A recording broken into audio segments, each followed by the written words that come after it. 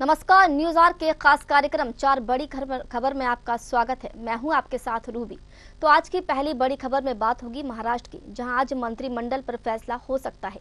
दूसरी बड़ी खबर में हम बात करेंगे संसद में हो रहे हंगामों को लेकर, जहां बीजेपी ने राज्यसभा में शून्यकाल के दौरान अविश्वास प्रस्ताव का मुद्दा उठाया।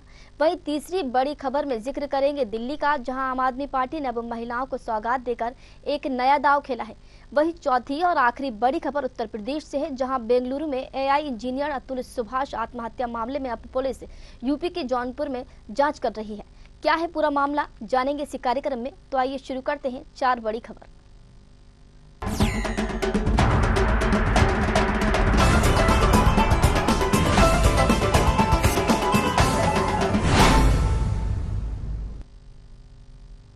महाराष्ट्र में 5 दिसंबर को सरकार गठन के 7 दिन बाद आज गुरुवार को मंत्रिमंडल का फैसला हो सकता है। मुख्यमंत्री देवेंद्र फडणवीस ने गुरुवार को प्रधानमंत्री नरेंद्र मोदी ने संसद में मुलाकात की। वो बुधवार देर रात गृह मंत्री अमित शाह से भी मिले थे। सूत्रों ने दावा किया था कि शाह के साथ मीटिंग के दौरान मंत्रिमंडल पर चर्चा की गई है। मीटिंग में मंत्रिमंडल का फॉर्मूला तय हुआ है। 14 दिसंबर को मंत्रिमंडल विस्तार और मंत्रियों की शपथ हो सकती है। इधर डिप्टी सीएम अजित पवार भी दिल्ली में भी मौजूद हैं। वो भी शाह से मुलाकात करने संसद पहुंच चुके हैं। डिप्टी सीएम एकनाथ शिंदे दिल्ली नहीं पहुंचे। सूत्रों के मुताबिक शाह फडणवीस की मुलाकात के दौरान मंत्रिमंडल का फॉर्मूला करीब करीब तय हो चुका है और आज इस पर फाइनल मुहर लग सकती है। महाराष्ट्र सरकार में मंत्री पद के बंटवारे का फॉर्मूला तय हो गया है। भाजपा को 20, शिवसेना को 12 और एनसीपी को 15 मंत्री पद दिए जा सकते हैं। राज्य में सीएम समेत कुल 43 मंत्री हो सकते हैं। सूत्रों के मुताबिक शिंदे सरकार में डिप्टी सीएम देवेंद्र फडणवीस के पास ही गृह मंत्रालय था। वो इस मंत्रालय को छोड़ना नहीं चाहते। उधर शिंदे गुट का तर्क है कि अगर डिप्टी सीएम का पद हमें मिल रहा है तो गृह मंत्रालय भी हमें ही मिलना चाहिए। चलिए इस खबर पर ज्यादा जानकारी लेंगे। हमारे साथ वरिष्ठ पत्रकार एएल द्विवेदी जी जुड़ चुके हैं। द्विवेदी जी, बहुत बहुत स्वागत है आपका। नमस्कार जी। एएल द्विवेदी जी, मंत्रिमंडल का जो स्वरूप है वो कैसा हो सकता है, सबसे पहले तो ये जानना चाहेंगे आपसे। देखिए, मंत्रिमंडल जिस प्रकार से महाराष्ट्र के विधानसभा चुनाव हुए हैं और लगातार वहां पर शपथ ग्रहण मुख्यमंत्री के हुए हैं, मुझे लगता है कि ये मंत्रिमंडल जो है वो ऐसा बनाया जाएगा जिसमें सभी लोगों को साधा जाएगा इस मंत्रिमंडल में। और चाहे वह शिंदे गुट के लोग हों, विधायक हों, चाहे वह फडणवीस भारतीय जनता पार्टी ग्रुप के विधायक हों, इन सभी लोगों को संतुलित एक मंत्रिमंडल का विस्तार हो सकता है। लेकिन हाँ, इसमें मुख्य और गंभीर बात ये हो सकती है कि जो बड़े मंत्रालय हैं, जैसे गृह मंत्रालय हुआ, लोक निर्माण विभाग हुआ, और जो मुख्य मंत्रालय है वे कहीं ना कहीं शिंदे गुट के पास कुछ मंत्रालय आ सकते हैं और कुछ भारतीय जनता पार्टी अपने पास रखेगी। द्विवेदी जी, जो पीएम मोदी से मुलाकात की है और इन्होंने मुख्यमंत्री देवेंद्र फडणवीस से जो मुलाकात की है, तो इस मुलाकात को लेकर कितनी अहम ये मुलाकात माने जाए और इसके मायने क्या निकाले जाए इस मुलाकात के? निश्चित तौर पर मुख्यमंत्री देवेंद्र फडणवीस ने नरेंद्र मोदी एवं अन्य वरिष्ठ नेताओं से दिल्ली में जाकर के जो मुलाकात की है, कहीं ना कहीं एक सौजन्य भेंट थी। लेकिन जो भेंट थी उसमें वह मंत्रिमंडल को लेकर के लिस्ट लेकर के वह गए थे और अंतिम मोहर के रूप में आलाकमान के पास में जाकर के सभी नामों पर चर्चा और मंथन हुआ है कि किसको क्या महत्वपूर्ण विभाग दिया जाए। इस आधार पर कहीं ना कहीं हरी झंडी मिली, महाराष्ट्र आ गए और अब मंत्रिमंडल विस्तार की जो अटकलें हैं वह समाप्त हो जाए, मंत्रिमंडल का विस्तार हो जाएगा। द्विवेदी जी, जब शिंदे सरकार थी तो जब गृह मंत्रालय जो था वो सीएम देवेंद्र फडणवीस के पास था और अब भी वो गृह मंत्रालय छोड़ना नहीं चाह रहा है। लेकिन उधर शिंदे गुट का कहना है कि अगर डिप्टी सीएम हमें बनाया गया है तो गृह मंत्रालय भी हमारे पास होना चाहिए। तो जो खींचतान चल रही है गृह मंत्रालय को लेकर, तो क्या वाकई ये इतना बड़ा विभाग होता है जिसको लेकर आमने सामने है? देखिए, गृह मंत्रालय एक जो विभाग होता है बहुत ही महत्वपूर्ण विभाग होता है, क्योंकि लॉ एंड ऑर्डर जो है वो मंत्रालय से ही मेंटेन होता है। लेकिन आप अन्य मंत्रालय देखेंगे, जैसे लोक निर्माण विभाग है, पब्लिक हेल्थ है, और जो अन्य विभाग होते हैं वे भी महत्वपूर्ण विभाग होते हैं। लेकिन कहीं ना कहीं जो गृह मंत्रालय है जिसके पास होता है, उसके पास एक अहम और मुख्य जिम्मेदारी हो जाती है। इसलिए शिंदे गुट जो है वह कहीं ना कहीं अपने पास गृह मंत्रालय रखना चाह रहा है। लेकिन मुझे ऐसा लगता है कि जिस प्रकार से भारतीय जनता पार्टी की सीटें ज्यादा से ज्यादा महाराष्ट्र में आई हैं, तो मुझे ऐसा लगता है कि जो ये गृह मंत्रालय है ये कहीं ना कहीं बीजेपी के खाते में जाएगा। बिल्कुल आपने ठीक कहा कि बीजेपी की जो सीटें थी वो महाराष्ट्र में कहीं ना कहीं ज्यादा आई हैं। अब एनसीपी के शरद पवार, शिंदे और बीजेपी तीनों ही मंत्रालय को लेकर, खासकर गृह मंत्रालय को लेकर तीनों ही आमना सामना है, जैसा कि आपने बताया कि आने वाले समय में पता चलेगा। फिलहाल आपका बहुत बहुत शुक्रिया जुड़ने के लिए और जानकारी देने के लिए।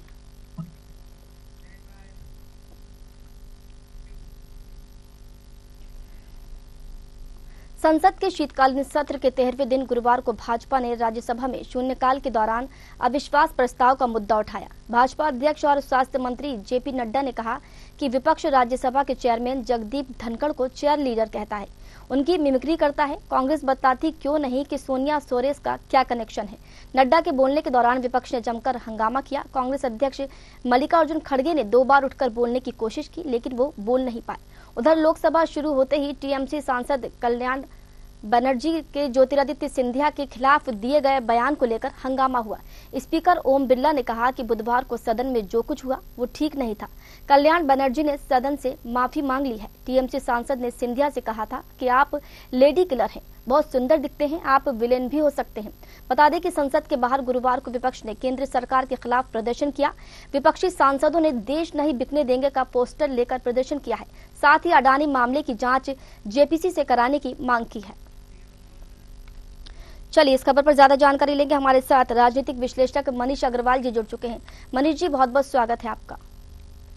मनीष जी, जैसा कि आज संसद का 13वां दिन था और आज भी ये दिन जो है वो हंगामे की भेंट चढ़ गया है और जो विपक्ष है वो मानने को तैयार नहीं है, कैसा देखते हैं आप?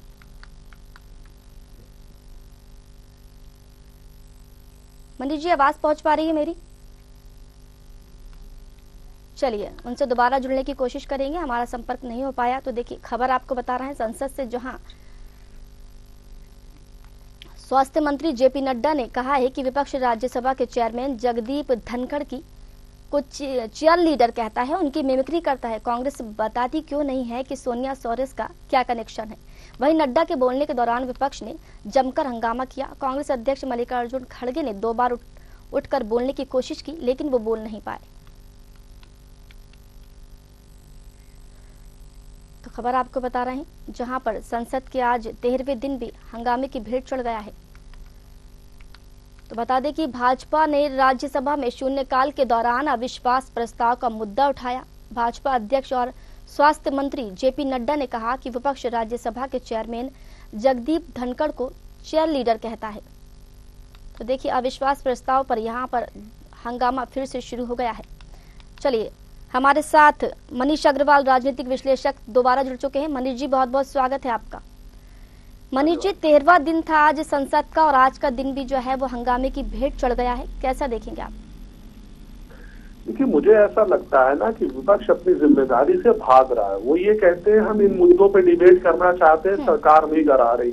आप उन मुद्दों के साथ उन मुद्दों को भूल रहे हैं ना जिसपे सरकार डिबेट कराने को तैयार है। अगर आप उन मुद्दों को लोकसभा राज्यसभा के बाहर उठाने चाहते हैं तो उसका मौका आपको सदन खत्म होने के बाद भी मिलेगा। लेकिन अगर आज आप ये समय व्यर्थ करेंगे तो कल को ये समय वापस नहीं मिलेगा। आज कुछ ऐसी सूचनाएं भी आ रही है कि कैबिनेट ने 1 नेशन 1 इलेक्शन को पास कर दिया और अगले हफ्ते वो उसे इंट्रोड्यूस करेंगे। तो सरकार अपनी गतिविधियों में पूर्णता कायम है जैसे सरकार चलती है। विपक्ष को जो देश ने जिम्मेदारी दी है कि ज्यादा से ज्यादा सवाल जवाब करने की सरकार से कोशिश करे, विपक्ष उस जिम्मेदारी से भागता हुआ दिख रहा है। लेकिन मनीष जी यहाँ पर एक बात समझ में नहीं आ रही कि राज्यसभा के जो सभापति हैं जगदीप धनखड़, इनके खिलाफ अविश्वास प्रस्ताव लाने पर क्यों तिली हुई है विपक्ष? मतलब ऐसा क्या कर दिया है, क्या वजह है ऐसी? देखिए विपक्ष अविश्वास प्रस्ताव नहीं लाना चाहता, विपक्ष अपनी इज्जत को सेव कर रहा है। विपक्ष जानता है कि ये प्रस्ताव विफल हो जाएगा। अगर आप देखिए तो जो कोई भी ऐसा प्रस्ताव लाता है उसका ये मैंडेट होता है कि वो चलते सत्र में 14 दिन पहले आए, 14 दिन के बाद उस पर बहस होती है। जिस दिन ये प्रस्ताव आया उस दिन से सदन में 10 ही दिन बचे हैं। इसका मतलब इस सदन में इसकी बहस नहीं हो पाएगी। ये प्रस्ताव फिर वैसे ही हो जाएगा जैसे पहले उन्होंने एक बार लाने की कोशिश करी थी। और अगर आप इसके सिग्नेचरों पर भी गौर करें तो इस पे किसी भी राज्यसभा के सदन के नेता ने भी साइन नहीं करा है। विपक्ष सिर्फ एक दबाव बना रहा है, लाइमलाइट में बने रहना चाहता है। लेकिन विपक्ष को ये देखना होगा कि देश ऐसे नहीं चलता। आज तक कभी ऐसा नहीं हुआ है। जब बीजेपी भी सत्ता में आई तो हामिद अंसारी जी भी कांग्रेस के उपराष्ट्रपति थे, कैसा व्यवहार करते थे सब जानते हैं, लेकिन बीजेपी ने उस पर कोई सवाल नहीं उठाया। आपको देश चलाना है, जनता के मैंडेट को ऑनर करना है। अगर आप विपक्ष होके मुद्दों से भागोगे या ऐसे प्रस्ताव लाओगे जो हमको मालूम है कि असर में नहीं आ सकते, तो वो जनता को भी मालूम है, कल को आपको उसका खामियाजा चुनावों में भुगतना पड़ेगा। बिल्कुल। मनीष जी, एक बात और यहाँ पर कि जगदीप धनखड़ जो राज्यसभा के सभापति हैं, बीजेपी का साफ आरोप है, साफ तरह से कहना है कि उनको चेयर लीडर कहकर पुकारते हैं, उनकी मिमिक्री करते हैं। इस आरोप को आप कैसे देखते हैं? बीजेपी का जो कहना है वो मुझे लगता है बीजेपी का कहना नहीं है। हमने ये टीवी के चैनलों के माध्यम से, आप लोगों के माध्यम से देखा है कि कैसा ये बर्ताव होता है। दूसरे उपराष्ट्रपति जो है जितना ही पक्ष के हैं उतना ही विपक्ष के हैं। ये देश की संवैधानिक पोस्ट है, इसका पक्ष विपक्ष दोनों को सम्मान करना चाहिए और सदन की गरिमा बनाए रखते हुए कभी भी ऐसे शब्दों का या जेस्चर का प्रयोग नहीं करना चाहिए जो अमर्यादित भाषा में आते हो या अमर्यादित रूपों में आते हो। अगर विपक्ष इस तरीके की हरकत कर रहा है तो देश देख रहा है। आप अगर चुनाव नहीं जीत पा रहे हो तो आप उसकी हताशा जो है देश के कामों पे प्रदर्शित नहीं कर सकते। आपको और अच्छे से काम करना पड़ेगा और देश में जो जिम्मेदारी आपको मिली है उसको निभाना पड़ेगा। क्योंकि आज जो कांग्रेस विपक्ष में है, इसमें भारत के इतिहास में 75 में से 55 साल इन्हीं ने शासन करा था। तो क्या बाकी विपक्ष ऐसी हरकतें करता था? क्या इनके पास कुछ ऐसा उदाहरण है? विपक्ष अगर ऐसा करता होता तो आज भी वो सत्ता में नहीं होता। इसलिए इन्हें देखना होगा कि अगर आज ये अपनी जिम्मेदारी से भागेंगे तो सत्ता से और दूर होते जाएंगे। आज विपक्षी सांसदों ने देश नहीं बिकने देंगे कि जो पोस्टर है वो हाथों में लेकर प्रदर्शन किया है और अडानी मामले की जांच जेपीसी से कराने की है, तो आप किस तरीके से देखेंगे इसको? देखिए, मुझे ऐसा लगता है कि विपक्ष अडानी का मुद्दा जरूरत से ज्यादा उठा रहा है और ये विपक्ष का मुद्दा भी नहीं है, ये सिर्फ कांग्रेस का मुद्दा है। विपक्ष में न समाजवादी पार्टी खुलकर इसके समर्थन में मना कर चुकी है, न टीएमसी इसके समर्थन में। तो विपक्ष को ये देखना पड़ेगा कि वो जनता के हित के मुद्दे उठाएं जो जनता से जुड़े हो। और अगर अडानी या किसी भी परिप्रेक्ष्य में आपको कोई समस्या है और सरकार आपकी बात पे उतनी तवज्जो नहीं दे रही तो आपके पास न्यायालय सारे सबूतों के संग जाने का माध्यम है। आपके सिर्फ कहने से वो आरोपी नहीं हो जाएंगे। ये तो केजरीवाल जी की राजनीति है जो 10 साल पहले वो करके दिल्ली में शासन में आए थे कि जिन शरद पवार जी को वो सबसे ज्यादा भ्रष्ट कहते थे, कल वो उन्हीं के घर शाम को मीटिंग कर रहे थे, आगे की पॉलिटिकल स्ट्रेटजी तय कर रहे थे।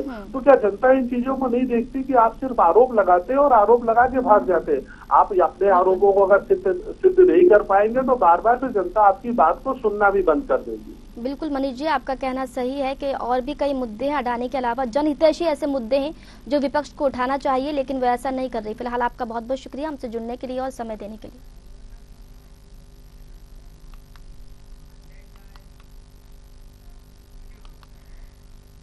दिल्ली सरकार महिलाओं को हर महीने 1000 रुपए देगी। इसे महिला सम्मान निधि का नाम दिया गया है। 18 साल की उम्र पूरी करने वाली हर महिला इस स्कीम के दायरे में आएगी। दिल्ली के पूर्व मुख्यमंत्री और आम आदमी पार्टी के नेशनल कन्वीनर अरविंद केजरीवाल ने गुरुवार को इस स्कीम का ऐलान किया। उन्होंने कहा कि योजना के लिए आज से ही रजिस्ट्रेशन शुरू हो जाएंगे। केजरीवाल ने यह भी कहा कि चुनाव के बाद महिलाओं को हर महीने मिलने वाली रकम को बढ़ाकर 2100 रुपए कर दिया जाएगा। बता दें कि इससे पहले 10 दिसंबर को केजरीवाल ने ऑटो चालकों के लिए 4 ऐलान किए थे। वहीं दिल्ली में अगले साल फरवरी में विधानसभा चुनाव होने हैं। चुनाव से पहले आम आदमी पार्टी और कांग्रेस के बीच गठबंधन की अटकलों को अरविंद केजरीवाल ने खारिज कर दिया है। आप प्रमुख केजरीवाल ने कहा कि आम आदमी पार्टी अपने दम पर चुनाव लड़ेगी। चलिए इस खबर पर ज्यादा जानकारी लेंगे। हमारे साथ राजनीतिक विश्लेषक डॉक्टर आलोक सोती जी जुड़ चुके हैं। आलोक जी, बहुत बहुत स्वागत है आपका। आलोक जी, आम आदमी पार्टी जो है अब आम आदमी का ख्याल कर रही है और अब एक नई स्कीम उन्होंने नई योजना लागू की है कि हर महीने महिलाओं को 1000 रुपए दिए जाएंगे। कैसा देखते हैं? जी हाँ, देखिए ये योजना जो है आपने देखा है कि कई बार बड़ी सफलता हुई कि आपने मध्य प्रदेश में देखा था लाडली बहना शिवराज जी ने इसको करना था और बहुत सफलतापूर्वक मध्य प्रदेश में बीजेपी ने अपनी सरकार बनाई। इसी तरह अभी हाल में आपने झारखंड में देखा कि मैया योजना के तहत जो है महिलाओं को पैसा दिया जा रहा था, उसका पूरा फायदा जो है झारखंड मुक्ति मोर्चा को मिला। तो जाहिर सी बात है, इसी तरह आपने देखा महाराष्ट्र में भी इस तरीके का योजना जो है एक नाथ शिंदे जी ने शुरू की थी और उसका भी उनको लाभ मिलता हुआ नजर आया। तो महिलाओं की जो 50% ऑफ रिसोर्स हैं, वोटर्स हैं, उनको लुभाने का इस सबसे आसान तरीका सरकार के पास ये आ गई है कि अगर उनको मानसिक रूप से उनके बैंक अकाउंट पहुंचता है तो वो जो सरकार है, जो सरकार उनको पैसा दे रही है किसी भी सम्मान के रूप में, किसी भी नीति के रूप में, तो वो उनको भी वोट करती है। इसी का एक नया एक्सपेरिमेंट अरविंद केजरीवाल साहब करना चाह रहे हैं। चुनाव सफल है, फरवरी तक शायद पहले एक आध किस्त तो मिली जाए महिलाओं को, और फिर हम लोग बैठ के इसकी एक बार और एनालिसिस करेंगे कि क्या ये योजना वास्तव में जो है इस तरीके से वोट वाली स्थिति की परिभाषा में तो नहीं आती है। बिल्कुल आलोक जी, क्योंकि चुनाव से पहले तो बहुत घोषणाएं कर दी जाती हैं, जो चुनावी रेवड़ियां जिन्हें कहते हैं वो बांट दी जाती हैं, लेकिन अब ये देखना होगा कि चुनाव के बाद स्थिति क्या होती है क्या नहीं होती, क्योंकि अभी उन्होंने 2 दिन पहले ही ऑटो वाले के लिए 4 बड़े ऐलान किए थे केजरीवाल ने, और अब फिर 2 दिन बाद ही महिलाओं के लिए बड़ा ऐलान। जी हाँ, देखिए जो दिल्ली है उसमें आपको समझना पड़ेगा जो 60% वोटर्स है वो काफी गरीब है, वो अपनी जिंदगी की जरूरत में ही परेशान रहता है। ऐसे में अगर उसको किसी तरीके का आर्थिक लाभ या आर्थिक सहायता मिलती है तो जाहिर सी बात है कि वो वोट ऊंची पार्टी को करेगा। 60% वोट बहुत होते हैं। वहां पे आपने देखा होगा दिल्ली के अंदर कॉस्मोपोलियन कल्चर है, वहां पे जाति धर्म नहीं चलता है, वहां पे इकोनॉमिक क्लास चलता है, या तो बहुत ही फ्लैट इकोनॉमिक क्लास है जो वोट डालने भी नहीं जाते हैं, या तो बहुत से लोग ऐसे हैं जो जिनको पढ़ने के लिए आते हैं, गरीब होते हैं, तो उनको जैसे बिजली का बिल माफ हो गया, पानी माफ हो गया, और सीवरेज जो है आप देखेंगे कि जो सीवरेज है वो भी माफ हो जाएगा 1-8 महीने के लिए, और वो जो उसका भी लाभ जो है इनको खुद मिलता हुआ नजर आता है। तो मिला के गुड गवर्नेंस के नाम पे जो भी चल रहा है वहाँ पे वो बड़ा ही बहुत ही कम समय के लिए 2 या 3 महीने गुजरता है, जिसका लाभ जो है अरविंद केजरीवाल की आम पार्टी को खुद मिलता हुआ नजर आ रहा है। बिल्कुल आलोक जी, अभी तक ये अटकलें नजर आ रही थी, अटकलें ऐसी देखी जा रही थी कि जो आम आदमी पार्टी है और कांग्रेस है गठबंधन के साथ चुनाव लड़ सकती है, लेकिन अब केजरीवाल ने इसे जो ये अफवाह फैल रही थी इसको खारिज कर दिया, और उन्होंने कहा है कि आम आदमी पार्टी जो है वो अपने दम पर चुनाव लड़ेगी। तो इसका खामियाजा कहीं चुनाव के बाद या चुनाव के दौरान आने वाले समय में आम आदमी पार्टी को भुगतना तो नहीं पड़ सकता? देखिए, आम आदमी पार्टी की स्थिति अभी भी बहुत ही सुदृढ़ है, क्योंकि हरियाणा में आपने देखा था कांग्रेस के साथ आप पार्टी का जो है समन्वय नहीं हो पाया था, और उनकी सीटों का जो है बंटवारा नहीं हो पाया था, जिससे के अरविंद केजरीवाल ने दिल्ली में ये फैसला किया कि वो उनके साथ नहीं जाएंगे। ऐसे ही आपने पंजाब में भी देखा था। तो दिल्ली और पंजाब में आम आदमी पार्टी की स्थिति बहुत ही सुदृढ़ है। इसके लिए जो है आम आदमी पार्टी हमें लगता है कि वो समझौता नहीं करेगी, संधि नहीं करेगी, सीटों का बंटवारा नहीं करेगी, और इसका लाभ जो है आम आदमी पार्टी को मिलेगा, क्योंकि दिल्ली में कांग्रेस ने अपनी स्थिति मटियामेट कर रखी है, अपनी स्थिति को बहुत ही गंभीर कर रखा है। ऐसी स्थिति में आप देख रहे हैं कि आम आदमी पार्टी जो है बीजेपी का अकेला जो है, आप बीजेपी जो है बेहतर होगा कहना कि बीजेपी जो है आम आदमी पार्टी को जो है एक कठोर अपोजिशन करने का कर पाएगी, क्योंकि आप देख रहे हैं कि 2013 से जब से सरकार बीजेपी आम आदमी पार्टी ने सीटें जीतना शुरू की है, तब से उसने अपना वर्चस्व बनाए रखा है। तो ऐसे में हमें उम्मीद है कि जो मुख्य संघर्ष होगा वो बीजेपी और आम आदमी पार्टी को होगा। कांग्रेस एक बार फिर से दिल्ली में कहीं भी नहीं होगी इस विधानसभा के चुनाव में। आलोक जी, देखा ये गया है कि जब 2 की लड़ाई होती है तो तीसरे को फायदा मिलता है। तो कांग्रेस और आम आदमी पार्टी के बीच गठबंधन को लेकर जो लड़ाई हो रही है, तो क्या इसका फायदा बीजेपी को मिल सकता है? बहुत थोड़ा सा मिलेगा, बहुत ज्यादा नहीं, क्योंकि आम आदमी पार्टी जैसा हमने बताया 60% जो है वो आम आदमी पार्टी के लिए झाड़ू डालते हैं, और उसमें उनको छोटी छोटी जो लाभ मिलते हैं, आर्थिक लाभ मिलते हैं, या किसी भी प्रकार का जो भी लाभ मिलता है सरकार के द्वारा, वो उसी से खुश है और उसी पे जो है झाड़ू पर वोट डालते हैं। ऐसे में एक जो कांग्रेस है वो उसने काम बहुत किया था, पूरे शीला दीक्षित की सरकार ने वहां का विकास भी किया था, लेकिन वो अब जो है लोगों की सभी में धूमिल हो चुका है। इसलिए जो चुनाव होगा वो आप देखिएगा बीजेपी और कांग्रेस, बीजेपी और आम आदमी पार्टी के बीच में होगा। कांग्रेस आपको कहीं भी नजर नहीं आएगी। जी बिल्कुल, बहुत बहुत शुक्रिया आलोक जी हमसे जुड़ने के लिए और अपना समय देने के लिए।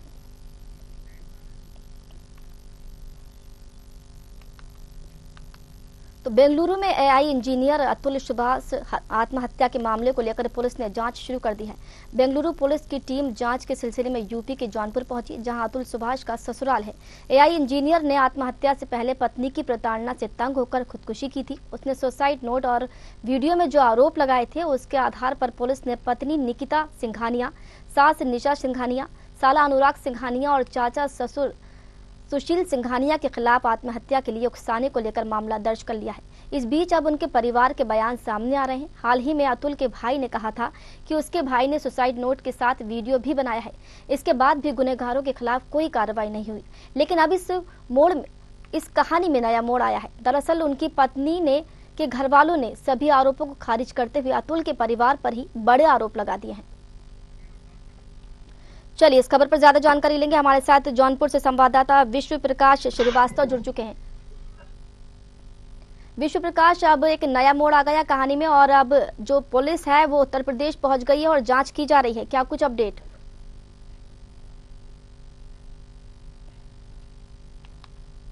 चलिए, लगता है विश्व प्रकाश से हमारा संपर्क नहीं हो पाया है, दोबारा उनसे जुड़ने की कोशिश करेंगे। तो देखिए, जो ये बेंगलुरु का मामला है, इस मामले ने एक नया मोड़ ले लिया है और अब इसकी जो आंच है वो यूपी तक पहुंच गई है। चलिए, हमारे साथ विश्व प्रकाश जुड़ने वाले हैं, उनसे हम पूरी जानकारी लेंगे।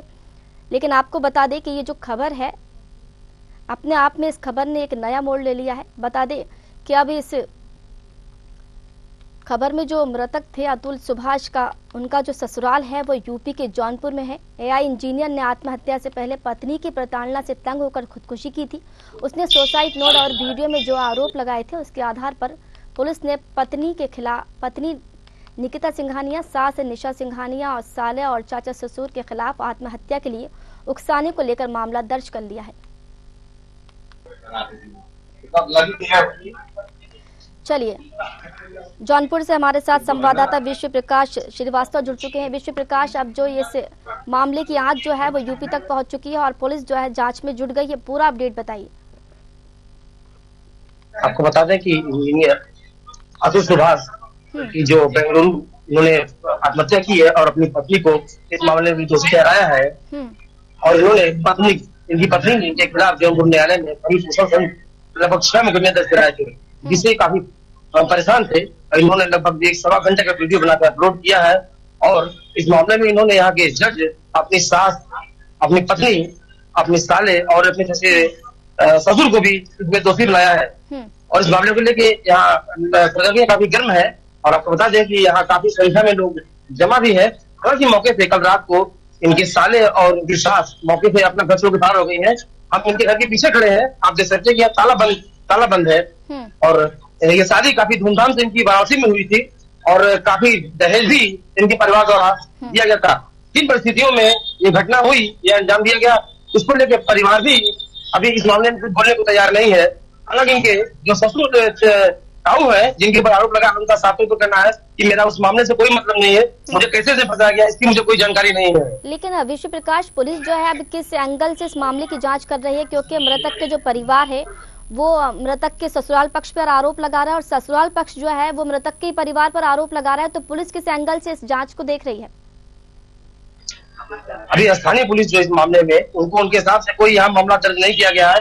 काफी दिन पहले कोतवाली पुलिस में लड़की द्वारा एक मामला दर्ज कराया गया था दहेज वीडियो को लेके। फिलहाल अभी वर्तमान में कोई मामला दर्ज नहीं है, न ही जौनपुर पुलिस कोई इस तरह की इन्वेस्टिगेशन कर रही है। बेंगलुरु पुलिस आने की संभावना जताई जा रही है, लेकिन अभी तक पुलिस यहाँ नहीं आई है। देर शाम हो सकता है बेंगलुरु पुलिस आए तो उसके आधार पर कोई अग्रिम कार्रवाई की जाएगी। हालांकि मौके से निकिता के माँ और उसका भाई मौके से घर छोड़कर फरार हो चुके हैं। हाँ विश्व प्रकाश, आपकी मृतक का जो ससुराल पक्ष है उनसे क्या कोई बातचीत हो पाई है आपकी? उनकी पत्नी से, साले से या चाचा ससुर से आपकी कोई बातचीत हो पाई? चाचा ससुर सुशील सिंघानिया जी का साफ तौर पर कहना है कि इस परिवार से मेरा कोई लेना देना लगभग 2-3 सालों से नहीं है, क्योंकि मेरे परिवार के हैं, मेरा नाम कैसे आया मुझे इसके बारे में कोई जानकारी नहीं है। हालांकि लड़की के लिए उन्होंने कहा कि लड़की बहुत सुशील और सज्जन थी, बावजूद ये घटना कैसे हुई ये जांच का विषय है। सोचने की बात है कि इस लड़की ने इस तरह की घटना को कैसे अंजाम दिया है, लड़की ने क्यों ये मुकदमा दर्ज कराया है।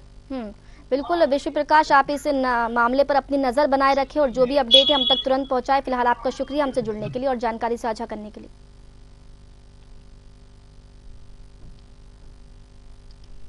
तो ये थी 4 बजे की 4 बड़ी खबर, जहां हमने आपको महाराष्ट्र, दिल्ली और उत्तर प्रदेश की खबर से रूबरू कराया। कल फिर हाजिर होंगे 4 बड़ी खबर के साथ। तब तक के लिए मुझे दीजिए इजाजत। नमस्कार।